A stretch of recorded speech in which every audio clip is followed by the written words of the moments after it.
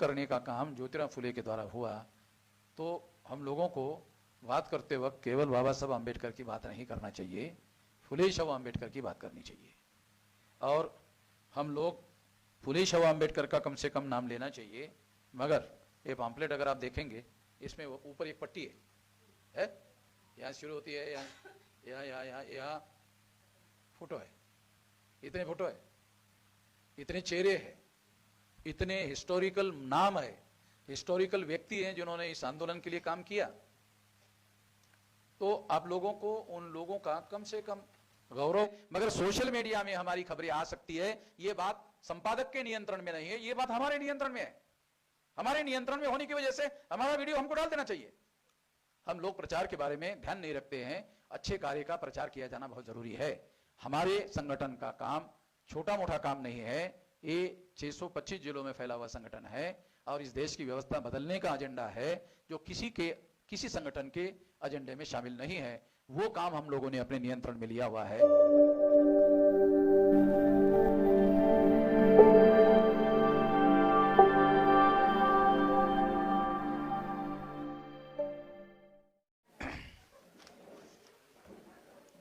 राष्ट्रीय मूल निवासी महिला संघ व भारत मुक्ति मोर्चा महिला संघ आणि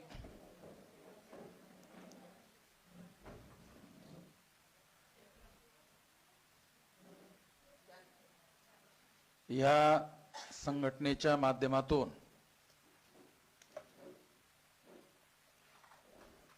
सर्व सहयोगी महिला संघटनेच्या वतीने आयोजित महानायिका का जयंती अभियानांतर्गत राज्य स्तरीय प्रबोधन संमेलन आज या ठिकाणी होत आहे। त्या संमेलनाच्या समापनासाठी मी या ठिकाणी उभा आहे। चंद्रसेन लहाडे कोण आहेत? हाँ, 31 मे 2025 रोजी राजमाता अहिल्याबाई होळकर यांच्या त्रिशताब्दी जयंतीबाबत उपस्थितांत माहिती होण्याकरता सविनय सादर। तेव्हा 31 मे 2025 रोजी राजमाता अहिल्याबाई होळकर यांची त्रिशताब्दी आहे। तेव्हा ह्या त्रिशताब्दीचा कार्यक्रम सुद्धा आपण राज्य पातळीवर साजरा करायला हवा। तर लहाडे सरांना मी अशी विनंती करतो, चंद्रसेन लहाडे सरांनी यासाठी इसके लिए लहाड़े सर को अनुरोध है कि वो इसके लिए पहल करे। भविष्य में फिर इसके लिए उसकी तैयारी अभी से अगर करना शुरू करे तो ज़्यादा बेहतर है। जैसे कोई भी कार्यक्रम जैसे अभी आज की तारीख 12 जनवरी को छत्रपति शिवाजी महाराज की माता इनके जन्मदिन के मौके पर आज का ये कार्यक्रम आयोजित है।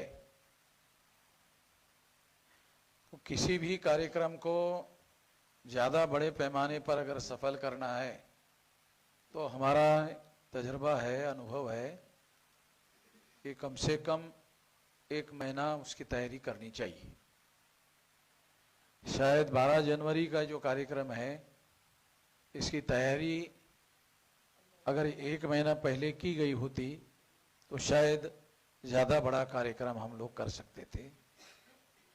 मेरा एक और भी अनुभव है कि मैं कोई भी कार्यक्रम बड़े पैमाने पर तैयारी किए बगैर कभी भी नहीं करता हूँ। इससे आप लोगों को याद होगा राष्ट्रीय अधिवेशन, इसकी हम लोग 3 महीने तैयारी करते हैं, जबकि 50 साल हो गए उस संगठन को बनाकर।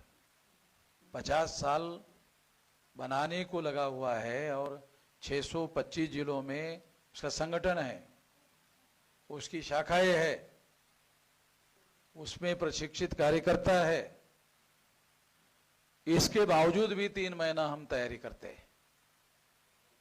लोगों का जो मनोविज्ञान है उसको ध्यान में रखते हुए ऐसा करना पड़ता है। किसी भी चीज के लिए लोगों का ध्यान आकर्षित करना पड़ता है और किसी भी काम के लिए लोगों की तैयारी करवाना पड़ता है। जब तक आप उसकी तैयारी नहीं करवाते हो, लोग तैयार नहीं होते। अपने हम लोग ये मानकर चले कि अभी इतने साल हो गए हैं माँ जिजायू को जन्म देकर, शिवाजी महाराज को जन्म देकर, तो हमको समय नहीं लगना चाहिए। हाँ, ये बात सही है, इतना समय हो गया,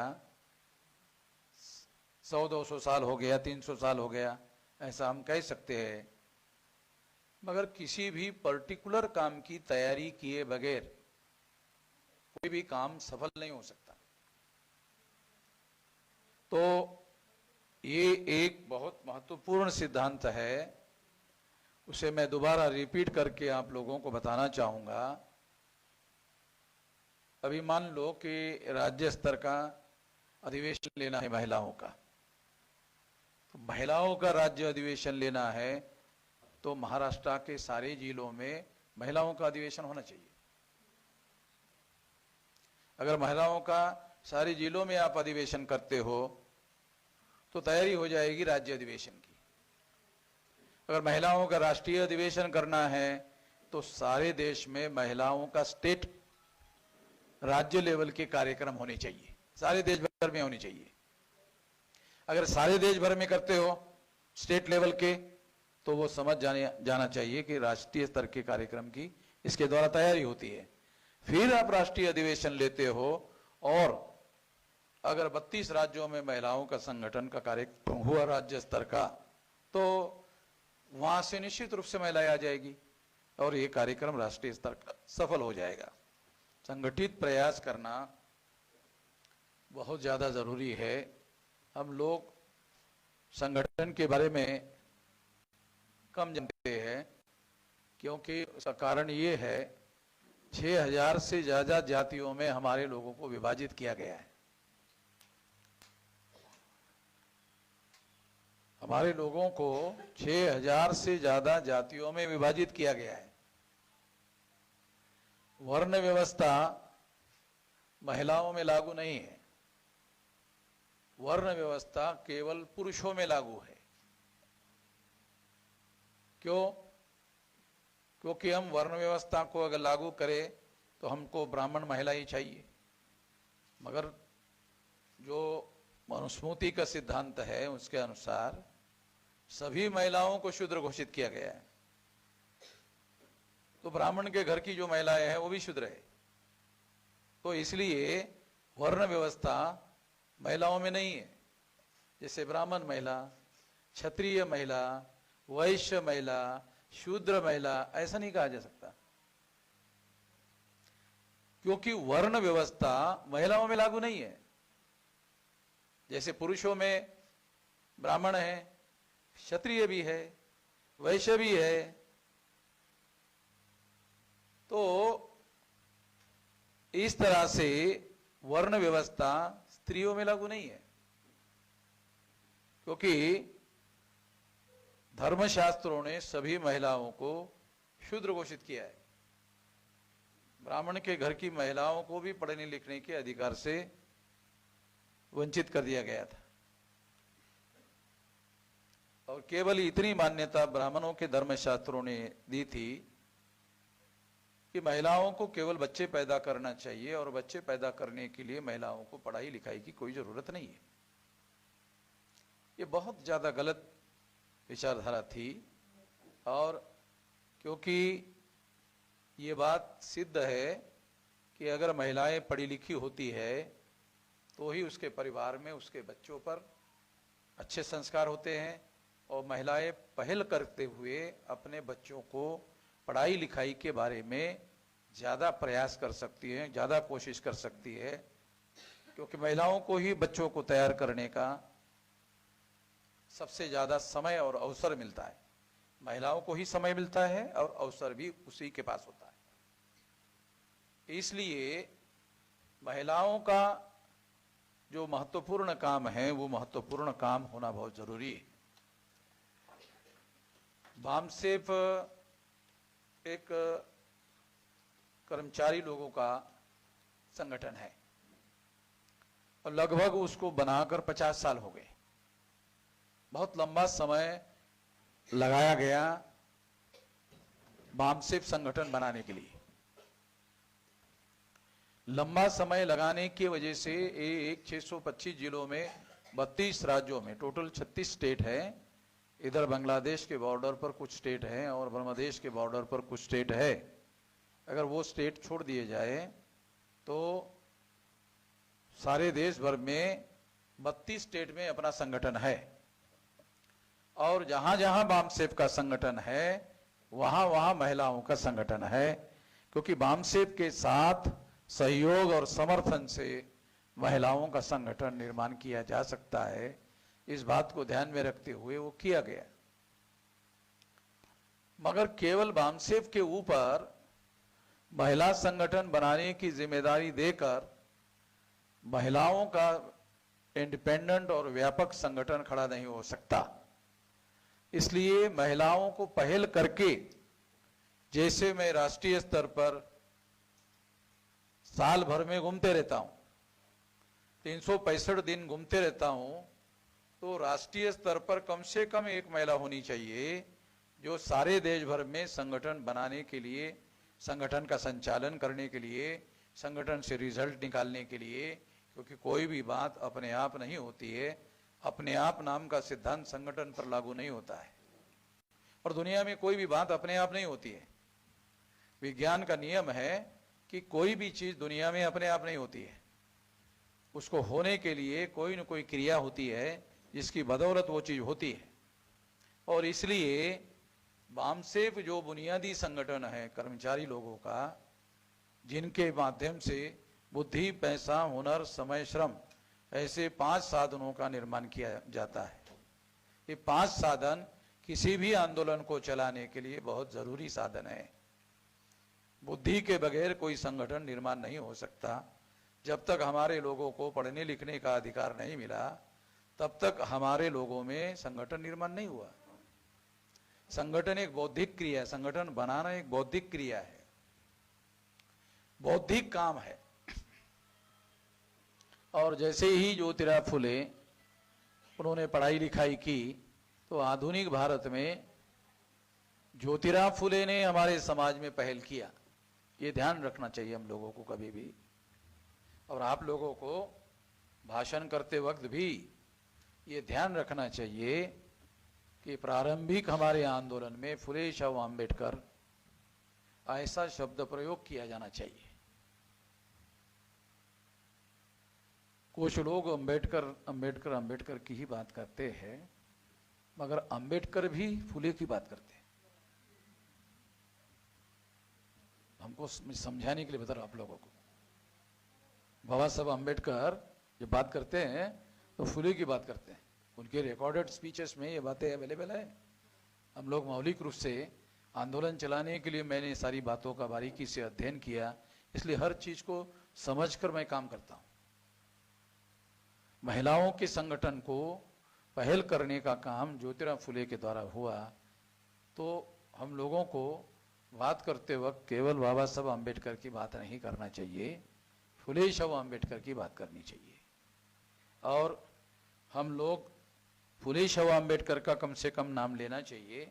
मगर ये पॉम्पलेट अगर आप देखेंगे, इसमें ऊपर एक पट्टी है, यहाँ शुरू होती है, यहाँ यहाँ यहाँ यहाँ फोटो है, इतने फोटो है, इतने चेहरे हैं, इतने हिस्टोरिकल नाम है, हिस्टोरिकल व्यक्ति हैं जिन्होंने इस आंदोलन के लिए काम किया। तो आप लोगों को उन लोगों का कम से कम गौरव करने के लिए उनका नाम लेने से हमारा कोई बहुत ज्यादा, अगर मैंने मान लो हमारे लोगों का, महापुरुषों का नाम लिया तो कितना मेरा पैसा खर्चा हो गया। मेरा पैसा वैसे का वैसे ही है, पैसा खर्चा नहीं हो रहा है, वैसे का वैसे खर्चे नहीं हो रहा है। मगर बोलना पड़ता है। क्यों बोलना पड़ता है? क्योंकि उसके साथ हमारा इतिहास जुड़ा हुआ है, और इतिहास में कुछ बातें ऐसी होती हैं जो वहीं से हम लोग उठाकर आगे बढ़ सकते हैं, वहीं से सीख सकते हैं, वहीं से शिक्षा मिलती है। वो बात हम लोगों को हमेशा ध्यान रख करके काम करना चाहिए। अभी हमारी सबसे बड़ी प्राथमिकता क्या होनी चाहिए? हमारी सबसे बड़ी प्राथमिकता ये होनी चाहिए कि हमको महिलाओं का राष्ट्रीय स्तर का संगठन निर्माण करना चाहिए। बामसेफ इसके लिए 625 जिलों में ये ढांचा संगठन का तैयार है।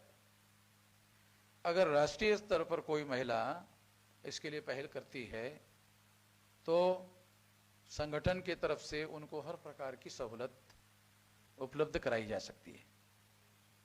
अगर मान लो यहाँ से पूना से आप नॉर्थ इंडिया भी जाते हो तो आप लोगों को वहाँ सारे रहने की, खाने की, पीने की मतलब पानी पीने की नहीं तो मेरा नाम लेकर कुछ लोग जो है ऐसा बोलते हैं कि मेश्राम साहब ने पीने की भी व्यवस्था की हुई है, तो इसलिए मुझे ऐसा स्पष्टीकरण देना पड़ता है क्योंकि मेरे नाम का कुछ लोग मिसयूज करते हैं, तो मुझे खबरदारी से बोलना पड़ता है। दो अर्थ निकाले जाते हैं बहुत सारे शब्दों के, तो दो अर्थ निकालना संभव ना हो इसके लिए बोलना पड़ता है, नहीं तो मेरे नाम का मिसयूज हो सकता है।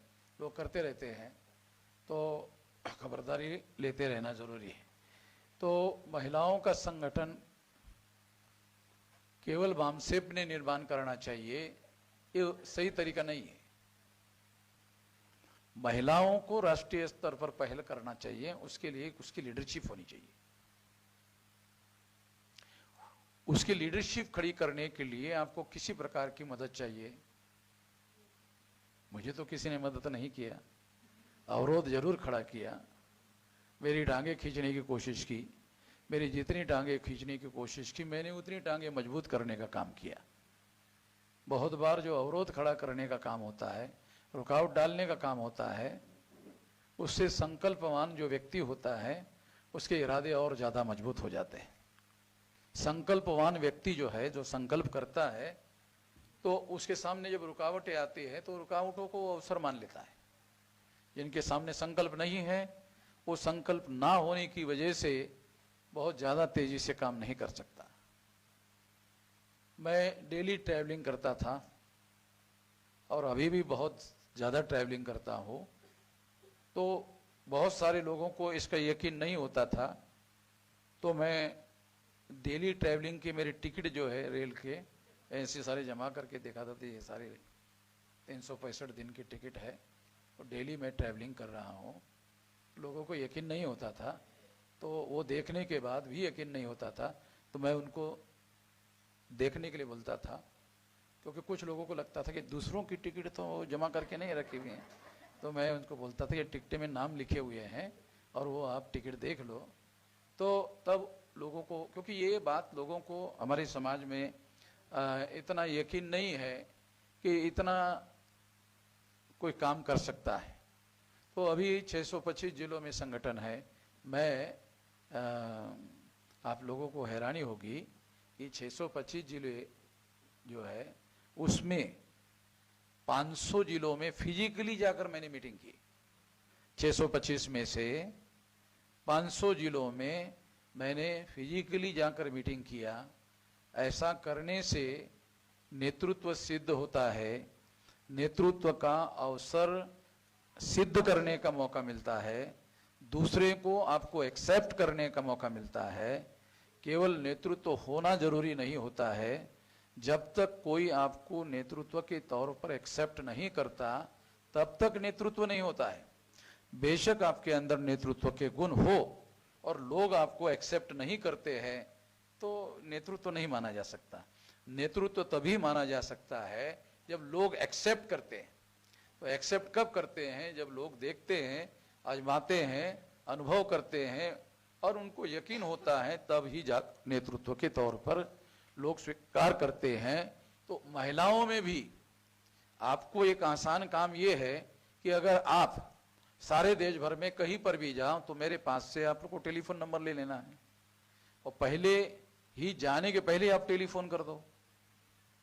हम अपने तरफ से कर देंगे, आप अपने तरफ से कर दो कि हम आ रहे हैं, फला गाड़ी से आ रहे हैं, तो आपको रेलवे स्टेशन पर रिसीव करने के लिए लोग आ जाएंगे।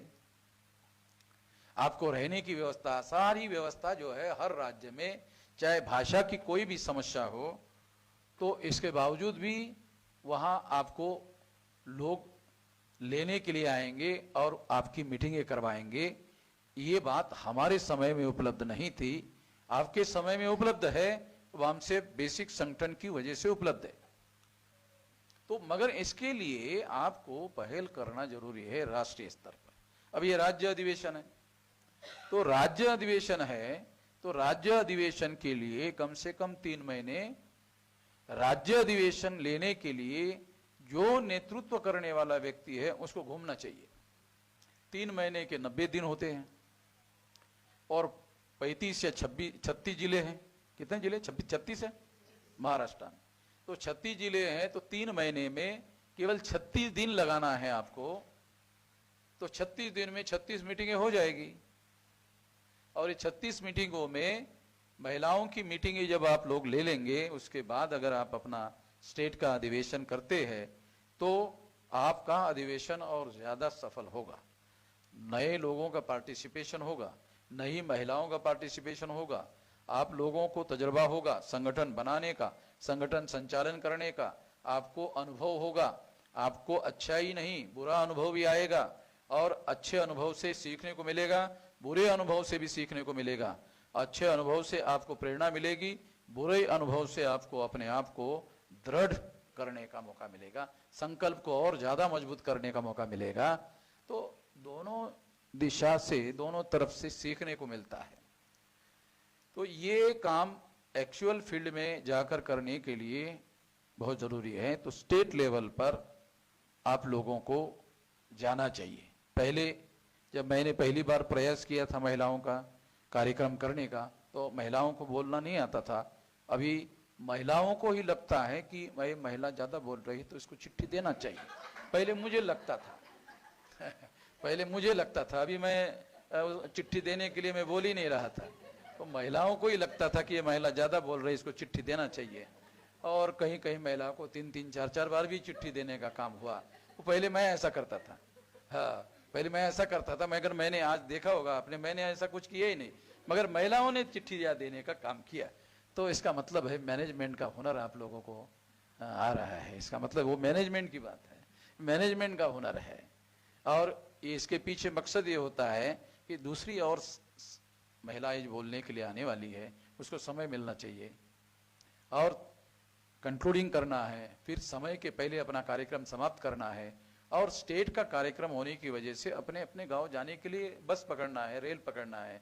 तो ये सारी चीजें ध्यान में रखते हुए सारा टाइम मैनेजमेंट करना पड़ता है और इसके लिए ये सारी संचालन करने वाला जो व्यक्ति होता है उसको ध्यान रखना पड़ता है। तो ये सारी बातें नेतृत्व करने की योग्यता में शामिल है। तो मैं ऐसा मानता हूं कि ये बातें अब पहले समय में हमको ये सारी बातें करनी पड़ती थी, अभी ये सारा का सारा काम महिलाएं अभी खुद कर रही है और महिलाएं बोलने का भी काम कर रही है। और महिलाओं को क्या बोलना चाहिए अभी ये भी समझ में आ रहा है, कौन से समय में कौन सी बात करनी चाहिए, ये भी समझदारी डेवलप हो रही है। ये नेतृत्व करने का हुनर है। और स्टेट लेवल का कार्यक्रम मैनेज करने का ये मैनेजमेंट का हुनर है। तो संगठनात्मक ऑर्गेनाइजेशनल स्किल होना, मैनेजमेंट का स्किल होना और नेतृत्व का स्किल होना, ये तमाम प्रकार के स्किल जो है होना बहुत ज़्यादा ज़रूरी होता है। तब जाकर के बड़ा काम या बड़ा कार्यक्रम किया जा सकता है। आप लोगों को याद होगा कि हम राष्ट्रीय स्तर का अधिवेशन लेते हैं, उसमें केवल मैनेजमेंट करने से काम नहीं होता है, क्रिटिकल मैनेजमेंट होता है। 5 दिन तक ग्राउंड पर ही सारी चीजें होती है, ग्राउंड से बाहर जाने की किसी को कोई जरूरत नहीं है और सभी प्रकार की सारी व्यवस्थाएं वहां होती है और किसी प्रकार की कोई असुविधा किसी को होती नहीं है। सभी लोग जो है वहां रह करके सारी बातें करते हैं। तो अभी हम लोगों ने वामसेप संगठन को बहुत लंबा समय लगाकर मजबूत संगठन बनाया। अभी हमारा काम संगठन बनाना नहीं है। वामसेप के पास बामसेफ के अंदर बामसेफ संगठन बनाने के लिए अब तमाम लोग हैं। अब लोगों की और मैन पावर की और नेतृत्व की कमी नहीं है। मेरे अलावा बहुत सारे लोग हैं, अभी देख रहे हैं, उसको देखते हैं। तो अभी जो आवश्यक काम है, वो रणनीतिक काम है, वो ये है, अभी हमको आंदोलन करने पर ज्यादा ध्यान देना है। अभी हमारा संगठन बनाने का समय नहीं है। बामसेफ बनाने के लिए अब मुझे कुछ भी नहीं करना पड़ता है, मैं करता भी नहीं हूं। तमाम बहुत सारे लोग हैं, वो उसको देख रहे हैं। अभी मेरा सारा जो ध्यान है वो है आंदोलन के ऊपर। अभी हम लोगों को राष्ट्रव्यापी आंदोलन पर सारा ध्यान देना है। इसलिए भारत मुक्ति मोर्चा संगठन को ज्यादा बढ़ावा देना आपकी प्राथमिकता होनी चाहिए। महिलाओं की अभी प्राथमिकता क्या होना चाहिए कि भारत मुक्ति मोर्चा का संगठन बनाने के लिए आपको प्राथमिकता देना चाहिए और हर जिले में, कमिश्नरी में और स्टेट में आंदोलन करने वाली महिलाओं का संगठन बनाना होगा। ये अभी हमारी प्राथमिकता है। पहले बामसेफ संगठन की प्राथमिकता थी, अभी आंदोलन करने की प्राथमिकता है। और आंदोलन करने के लिए अब पढ़े लिखे लोगों की जरूरत नहीं है, मासेस की जरूरत है। तो हमें अपने लोगों के बस्ती में जाना चाहिए। बस्तियों में जो क्राउड है, साधारण लोग हैं, साधारण महिलाएं हैं। आप साधारण महिलाओं में जाकर, जैसे अगर मान लो पुणे है तो पुणे में वार्ड है, तो पुणे में मैंने पूछा, भाई पुणे में वार्ड है तो एक वार्ड में कितने वोटर होंगे? कहा 25,000 वोटर होंगे। 25,000 तो बहुत ज्यादा हो गए। तो 25,000 का मतलब है कि कम से कम 25 यूनिट, 25,000 में 1,000 लोगों का अगर एक यूनिट बनाया जाए तो 25 यूनिट, 25 शाखाएं बनाई जा सकती है। 25,000 वोटर अगर है एक वार्ड में तो कई छोटी छोटी बस्तियां होगी। 25,000 में कई छोटी छोटी बस्तियां होगी। और ये जो तमाम छोटी छोटी बस्तियां है वो हर बस्ती की शाखा होनी चाहिए। पुरुष की होनी चाहिए तो महिला की भी होनी चाहिए। भौगोलिक नेटवर्किंग के अंतर्गत महिला की भी शाखा होनी चाहिए। जैसे पुरुष, भौगोलिक नेटवर्किंग का क्या मतलब है? अगर एक वार्ड में आपने एक शाखा बनाई तो ये भौगोलिक नेटवर्किंग हो गया। अगर आपने महिला की शाखा बनाई तो एक नेटवर्किंग हो गया।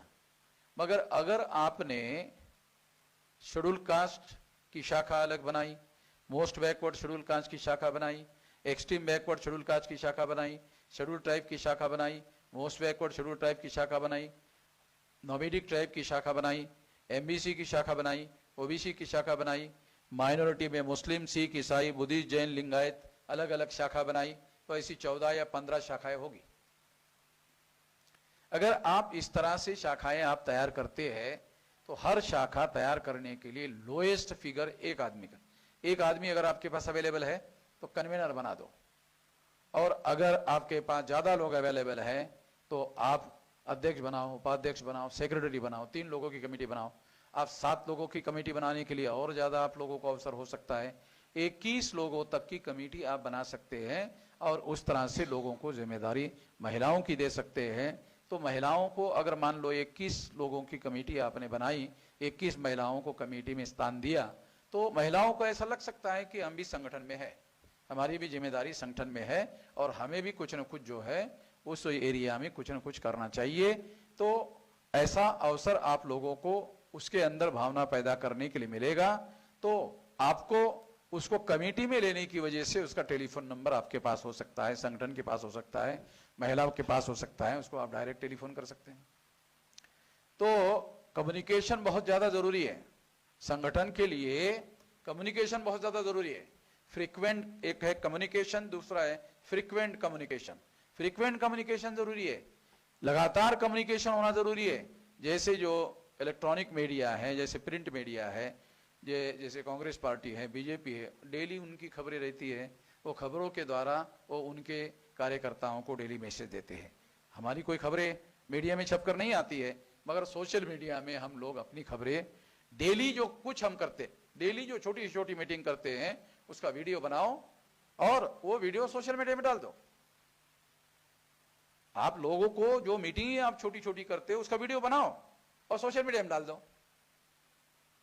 ताकि लोगों को वो जो देखना चाहे उनको देखने के मिलेगा। क्योंकि जो वीडियो है या सोशल मीडिया है, इसकी लिमिट जो है और इसकी लिमिट जो है नहीं, सारी दुनिया में जाएगा। वो जो सोशल मीडिया है वो ग्लोबल मीडिया है।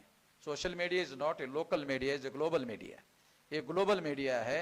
सोशल मीडिया में अगर गया तो वो सारी दुनिया में कहीं पर भी, अमेरिका में बैठा हुआ आदमी जो है आपके ग्लोबल लेवल पर वो देख सकता है। तो ये बात आपको आपका विचार या आपके संगठन का नाम फैलाने के लिए, प्रचार करने के लिए इसका उपयोग जरूर किया जाना चाहिए। तो मीडिया का जरूर सहारा लिया जाना चाहिए। सोशल मीडिया एक अवसर आ गया है। पहले प्रिंट मीडिया और इलेक्ट्रॉनिक मीडिया होता था, और प्रिंट मीडिया और इलेक्ट्रॉनिक मीडिया पैसे वाले लोगों के नियंत्रण में होता था, तो वो हमारी कोई खबरें नहीं देते थे। मगर सोशल मीडिया एक ऐसा मीडिया है जो हर आदमी के हाथ में है। ये जो मोबाइल है ये आपके हाथ में है, और आपके हाथ में मोबाइल है तो इसमें आप अगर मान लो टाइप कर देते हो, मैसेज टाइप कर देते हो और उसमें खबर छाप देते हो, तो वो खबर जो है पहुंच जाएगी, सारे देश दुनिया में पहुंच जाएगी। अगर आपने कोई बोल करके मीडिया के अंदर सोशल मीडिया में डाल दिया, वो भी पहुंच जाएगी। तो इसका मतलब ये है कि मान लो जिनको लिखने के लिए दिक्कत है तो वो बोलकर अपनी बात जो है वीडियो बना करके वो इसमें डाल सकती हैं, वो सारे देश और दुनिया में फैल सकता है। तो जो काम हम कर रहे हैं उसका निश्चित रूप से मैसेज दुनिया वालों को दिया जाना चाहिए। इससे हमारा प्रचार प्रसार होता है और दूसरों को इससे प्रेरणा मिलती है, और जहां हमारा आवाज नहीं पहुंचा वहां भी आवाज पहुंच जाता है। मीडिया जो प्रिंट मीडिया था उसमें हमारी खबरें नहीं आती थी, सोशल मीडिया में हमारी हर तरफ खबरें आ सकती है, हमारे ऊपर निर्भर है। इलेक्ट्रॉनिक मीडिया में हमारी खबरें नहीं आती है, मगर सोशल मीडिया में हमारी खबरें आ सकती है। ये बात संपादक के नियंत्रण में नहीं है, ये बात हमारे नियंत्रण में है। हमारे नियंत्रण में होने की वजह से हमारा वीडियो हमको डाल देना चाहिए। हम लोग प्रचार के बारे में ध्यान नहीं रखते हैं। अच्छे कार्य का प्रचार किया जाना बहुत जरूरी है। हमारे संगठन का काम छोटा मोटा काम नहीं है। ये 625 जिलों में फैला हुआ संगठन है और इस देश की व्यवस्था बदलने का एजेंडा है, जो किसी संगठन के एजेंडे में शामिल नहीं है। वो काम हम लोगों ने अपने नियंत्रण है, तो वो काम ज्यादा लोगों तक फैलना और उसका प्रचार के द्वारा फैलाना बहुत ज्यादा जरूरी है। तो ये बात जो है मैं खास तौर पर आप लोगों को बताना चाह रहा था, और तमाम बातें हैं और इन बातों को आप लोग ध्यान में रख कर के ये काम आप करेंगे। और एक बात आखिरी कहकर मैं अपनी बात बता देना चाहता हूं। जो महिलाएं परिवर्तित महिलाएं हैं या परिवर्तन का विचार जिनके अंदर है, उन महिलाओं को इकट्ठा करना कोई बड़ा काम नहीं है। आप लोगों को उन महिलाओं को इकट्ठा करने का काम करना चाहिए जो उन महिलाओं में किसी प्रकार की कोई विचारधारा नहीं है,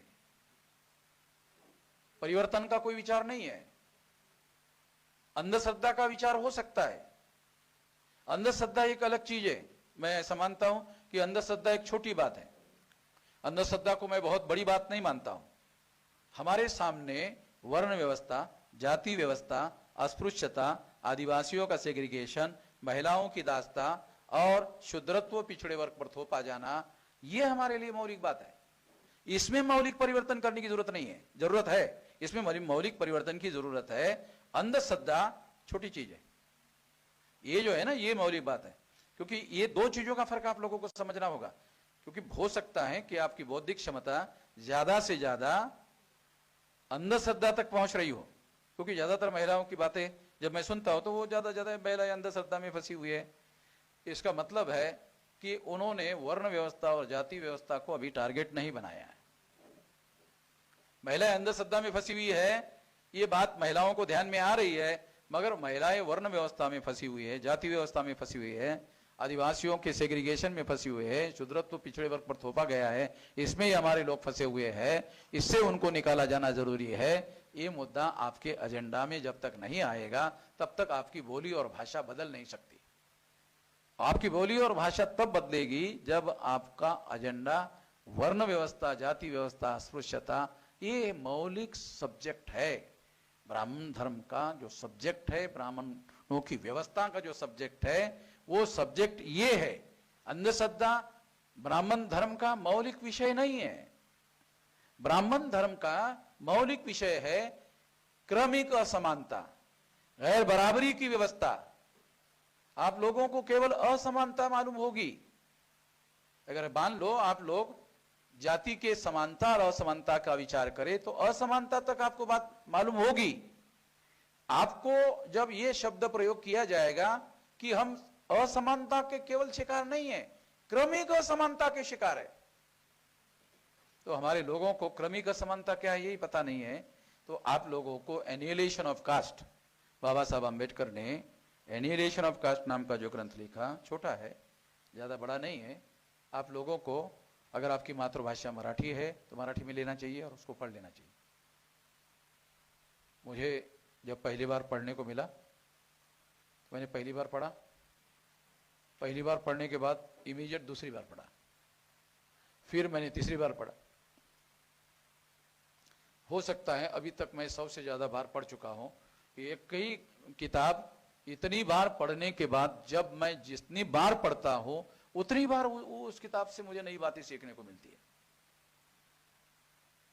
तो काशीराम जी ने भी अपने कई भाषणों में उल्लेख किया कि ये जो वामसेप संगठन बनाने का या ये आंदोलन में मुझे पढ़ने का जो बड़ा कारण था वो एनिहिलेशन ऑफ कास्ट नाम की किताब है।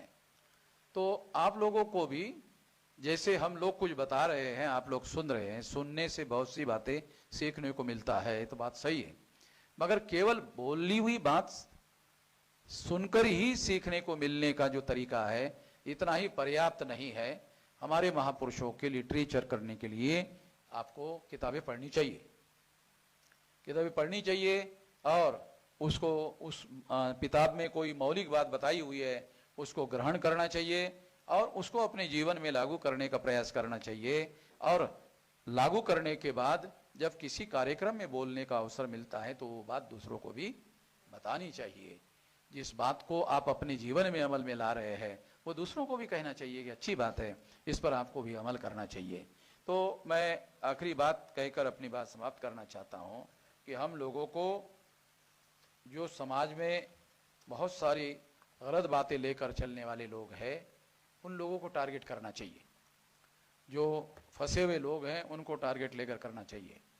जो जाति व्यवस्था के और क्रमिक असमानता के शिकार लोग हैं, उनके झांसे में फंसे हुए लोग हैं, उन लोगों को टारगेट बनाकर उनको जागृत करना चाहिए, उनको संगठित करना चाहिए और उसके लिए काम करना चाहिए।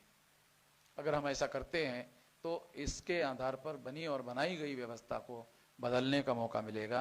ये व्यवस्था बदलेगी तो ही महिलाओं को भी अधिकार मिलेगा। महिलाओं की समस्या केवल पुरुष प्रधान की समस्या नहीं है। अगर एक ब्राह्मण महिला पुरुष प्रधान की बात करती है तो बात समझ में आती है। SC ST OBC की महिला पुरुष प्रधान की बात करती है तो मुझे लगता है उसको अभी समझदारी नहीं है, उसके अंदर समझदारी आना जरूरी है। वो समझदारी व्यवस्था की समझदारी होना जरूरी है, व्यवस्था के गुलामी से आज़ादी हासिल करना जरूरी है। उसके बाद पुरुष और स्त्री वाला जो भेद है वो बात आता है। मगर भारत के संविधान के अनुसार स्त्री पुरुष की समानता को खत्म कर दिया गया है। हर 21 साल के व्यक्ति को, चाहे स्त्री हो या पुरुष हो, दोनों को वोट का अधिकार बहाल कर दिया गया है।